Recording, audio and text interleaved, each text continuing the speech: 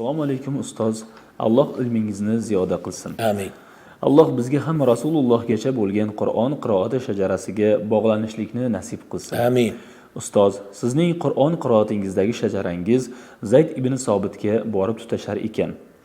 Meni savolim shundan iboratki, Hazrati Ubay ibn Ka'bdan ham Qur'on shajarasi tarqalganmi? Albatta. Bismillahirrohmanirrohim. Alhamdulillah. Vassalatu vassalamu ala sayyidina Rasulillah. Bu savol sohibidan ham Alloh rozi bo'lib, ilohim ilmlarni ziyoda aylasin.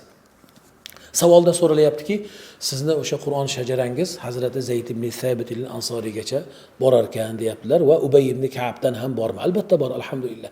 Balkim Imom Hafsni rivoyati, Imom Osimdan qilgan rivoyati va Imom Shu'bani Imom Osimdan qilgan rivoyati bular alhamdulillah nafaqat Hazrati Zayd ibn Sabit al-Ansoriydan, balkim Hazrati Ubay ibn Ka'bdan, Hazrati Alidan, Hazrati Usmondan, Hazrati Abdulloh ibn Mas'uddan. Demak, qiroatdagi Qur'ondagi shajaramiz bir emas 5 sahobadan keladi. Ya'ni ular birinchisi Zayd ibn Sabit al-Ansoriy, ikkinchilari Hazrati Ubay ibn Ka'b, uchinchilari Hazrati Usmon ibn Affon, to'rtinchilari Hazrati Ali ibn Abi Talib, beshinchilari Abdulloh ibn Mas'ud radhiyallohu ta'ala anhum jami'an.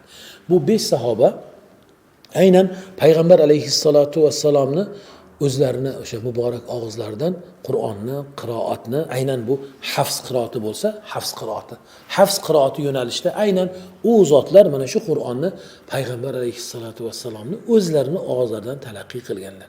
Payg'ambar alayhissalatu vassalam aminil vahiy bo'lgan, vahiyni o'sha avvalda Tavrotni, Injilni, Zaburni payg'ambarlariga olib kelgani kabi Qur'onni Alloh taolodan qanday hozir biz o'qiyotgan bo'lsak, e'tibor qiling, qanday o'qiyotgan bo'lsak, Alloh taolodan Hazrati Jabroil mana shunday olib kelganlar.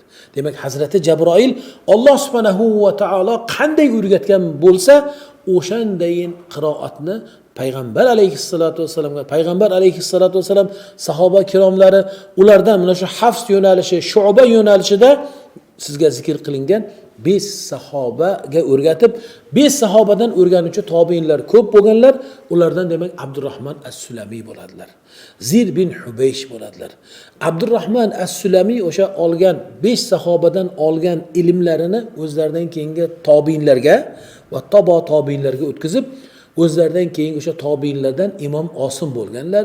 Imom Osim Abin Najud al-Kufi bir qancha o'sha ummatning ichida qorilarga o'rgatib, ulardan Imom Shu'ba va Imom Hafs bo'lganlar. Imom Hafs hattoki Hazrati Imom Osimni o'gay o'g'illari. Ya'ni bir taqdirning taqozosi bilan, Allohning qadari bilan bir ayolga uylansalar, u ayolning yonida bir o'sha 4 yoshlik Hafs degan bolakay kelib, qarangki, Imom Osimni haqiqiy ahlulloh bo'lganliklari, o'zlaridan tug'ilgan farzandlar kabi butun ummatga dars berar ekanlar. Eng o'sha darsni yaxshi olgan, balkim bu Imom Osimni Abdurrahman as-Sulamiydan, Abdurrahman as-Sulamiy u 5 sahobadan qilgan rivoyatni eng haziqi deyiladi, mohiri Imom Hafs bo'ldilar. Savol sohibiga shuni aytamizki, tepadagi masalalarga binoan bizni alhamdulillah shajaramiz nafaqat Zayd ibn Sabit al-Ansoriy, balki o'sha siz ko'rgan shajarada Hazrati Zaydning o'rniga ko'rgansizki, unda birinchi raqam qilib qo'yganmiz. Birinchi raqam Zayd ibn Sabit al-Ansoriy, ikkinchilari Abdurrahman as-Sulamiy. Ana o'sha joyga Zayd ibn Sabit al-Ansoriydan boshqa Hazrati Ubay ibn Ka'bni ham qo'yilsa bo'ladi va ulardan tashqari Hazrati Ali desa ham bo'ladi. Hazrati Usmon, Hazrati Abdulloh ibn Mas'udni qaysi biri o'sha 5 sahoba. Qarang, hafs qiroatida takrorlaymiz, 5 sahobani ismi kelyapti. Endi shu o'rinda savol bo'lsa-ki, qanilar Hazrati Abu Bakr, qanilar Hazrati Umar desak, masalan, savol berilsa, ularning ismlari boshqa qiroatlarda, masalan, Makkiy qiroati Hazrati Ibn Kathir al-Makkiyni qiroatlarida kim keladi? Hazrati Umar keladilar. Hazrati Abdulloh ibn Abboslar borlar. Hazrati Abu Hurayralar borlar. Hazrati Abu Dardalar, boshqa qiroat sohiblari bo'lib keladilar. Lekin 10 qiroatning ichida deyarli hammalarida sanadlari bo'lganlari bu Zayd ibn Sabit al-Ansoriy va Ubay ibn Ka'b radhiyallohu ta'ala anhu bo'ladilar. Va shu fursatdan foydalanib aytamizki, sizu bizni baxtimiz alhamdulillah deymiz. Sizu bizni baxtimiz alhamdulillah deymiz. Allohga shukrlarimiz bo'lsin. Biz ummatni, ya'ni islom ummatini Qur'onda bu kalamullohda shajarasi sizu bizniki. Shu ummatning shajarasi avvalgi ummatlarda bo'lmagan bu. Bu ummatning shajarasi bizi ustozlaridan o'tib mana Imom Hafs dedik. Imom Hafs Imom Osimdan, Imom Osim Abdurrahmon as-Sulamiydan, Abdurrahmon as-Sulamiy 5 sahoba, Hazrati Usmon, Hazrati Ali, Hazrati Ubay ibn Ka'b, Hazrati Abdulloh ibn Mas'ud, Hazrati Zayd ibn Sabit al-Ansariylardan va u zotlar payg'ambar alayhissalatu vassalamdan, payg'ambar alayhissalatu vassalam Hazrati Jabroildan, Hazrati Jabroil Alloh taolodan deya biz ummatning shajarasi Qur'onlarida, kalamullohda Robbil izzati jalla jalaluhugacha boradi. Bu avvalgi sobiqinlarda, avvalgi ummatlarda ne Injil, ne Tavrat, ne Zaburda bo'lgan. Ular o'sha kitoblarni o'zgartirganlar uchun ularni birontasi Robbilarigacha shajaralari tutashmaydi.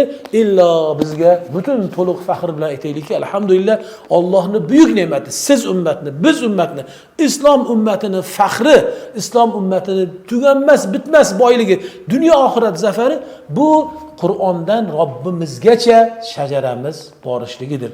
Alloh taolo savol sohiblarini va bizlarni eshitib turayotgan barcha Qur'on shaydolarini ilohim shajara sohiblaridan bo'lishlarini nasib ro'zo aylasin. Va bu o'rinda so'zimning so'ngida Hazrati Ayman Suvayd ustozimizni so'zlari bilan yakunlayman. Buni aytaman. Hazrati Ayman Suvayd o'zlarining talabalarini, muridlarini, qorilarini, o'quvchilarini qiziqtirib aytadilar.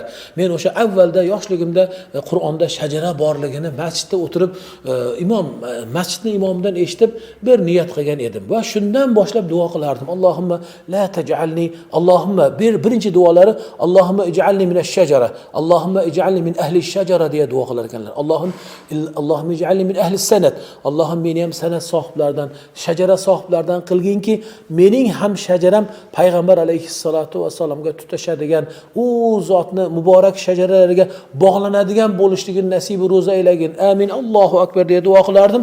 Endi shajara bo'lganimdan keyinchi va hozirgacha qarang, Hazrati Aymanni o'sha Qur'ondagi xizmatlari 50 yildan oshib ketdi azizlar. 50 yildan oshib Qur'ondan hozir ustozil kul dunyo shayxlaridan bo'lib o'tiribdilar. Endi hozir ko'p qiladigan duom deydilar. Allohumma la taj'alni akhiral isnad. Allohumma la taj'alni akhirish shajara deya duo qilaman deydilar. Allohim meni o'sha Qur'on shajarasida oxirgi qilib qo'ymagin. Ya'ni mendan keyin davom etuvchilarni qilgin. Allohim men olgan shajarani endi boshqalarga beruvchi bo'lishligimni nasib ro'zo aylagin deya amin. Allohu akbar deya duo qilaman. Deydilar, nega? Sizga kelib shajara endi shuncha oldingi sizga kelib shajara to'xtab qolishligi endi albatta bu insonga biroz og'ir-da deydilar. Nega? Mana u shajara bo'ladigan bo'lsa, tutashib mana shunaqa silsila bo'lib, halqa bo'lib Alloh taologa borsa-da, endi bu yog'i davom etmasa, sizga kelib to'xtab qolsa, bu albatta banda uchun og'ir bo'ladi. Shuning uchun men doim shunday duo qilaman va sizlarga ham shuni tavsiya qilamanki, siz shajara olganingizdan keyin o'sha shajara sizni zamoningizga kelib, sizni ismingizda to'xtab qolmasin, sizdan keyin ham davom etsin deydilar. Parvardigor olamga duolar qilamiz.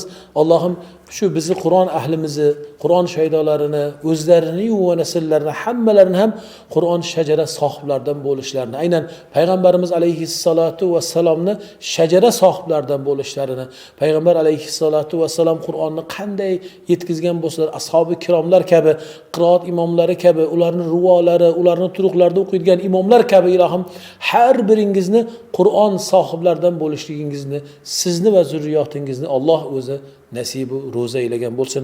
Va sallallohu ala sayyidina va habibina Muhammadin va ala alihi va ashabihi ajma'in. Amin. Bi rahmatika ya arhamar rahimin. Amin. Allohu akbar.